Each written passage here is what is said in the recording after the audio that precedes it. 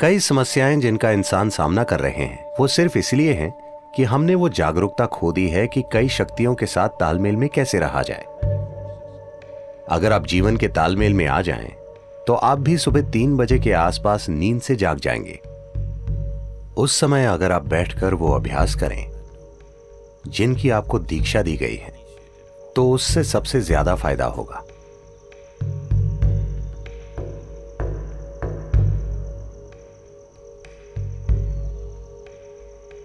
जिस तरह से धरती घूम रही है और जो भी हो रहा है, उस वजह से एक बहुत बुनियादी बदलाव आता है सुबह 3:20 से सुबह 3:40 के बीच। इसे ब्रह्म मुहूर्त कहते हैं। ऐसा बस 33 डिग्री लैटिट्यूड तक ही होता है।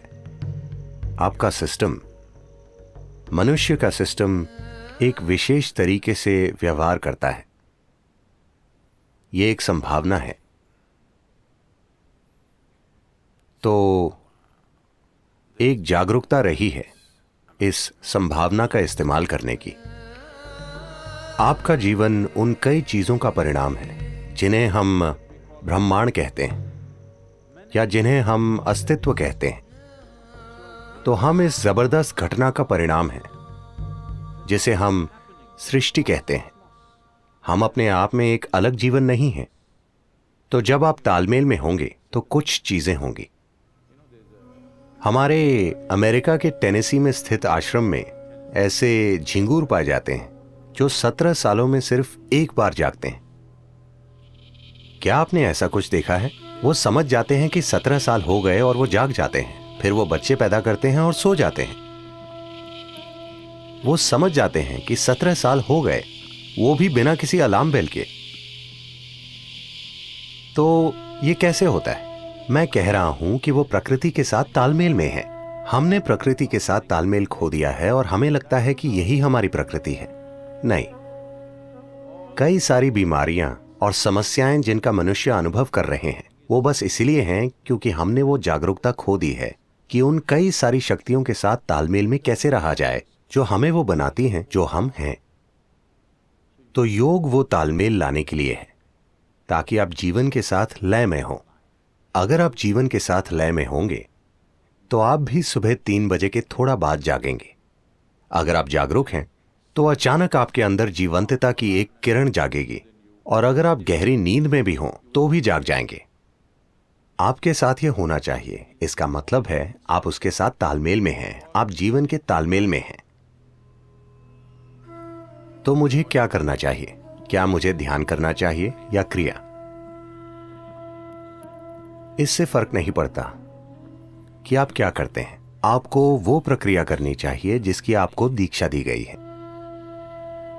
क्योंकि दीक्षा का मतलब है आपको कोई अभ्यास बस सिखाया ही नहीं गया है, आपके सिस्टम में उसे उतार दिया गया है, उसे आपके सिस्टम में बिठा दिया गया है। तो वो जो भी हो, अगर आप में एक जीवित बीज है और आप ब्रह्म मुहूर्त पर जागें और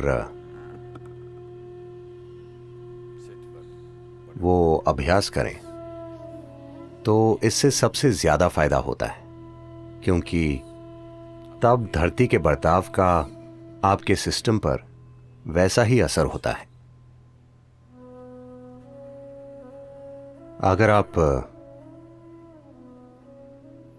एक विशेष तरह से जागरूक हो जाएं, आपके अंदर एक खास स्तर की जागरूकता आ जाए, तो आप बस जान जाएंगे You will simply know when the time is.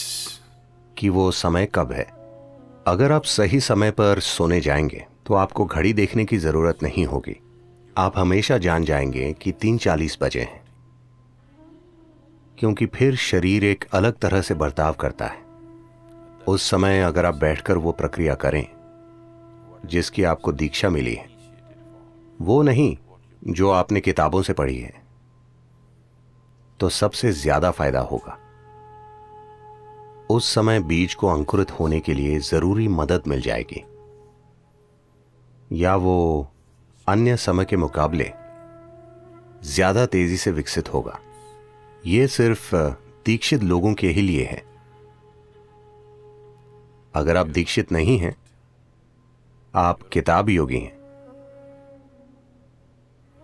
तो 3:40, 6:40, 7:40 इससे कोई ज्यादा फर्क नहीं पड़ता।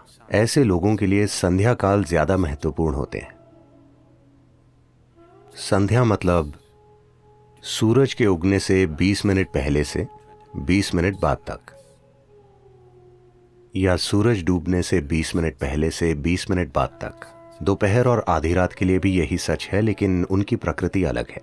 तो ये 2 संध्याएं उनके लिए बेहतर हैं जो दीक्षित नहीं हैं। 3:40 उनके लिए अच्छा है जिन्हें शक्तिशाली दीक्षा मिली है।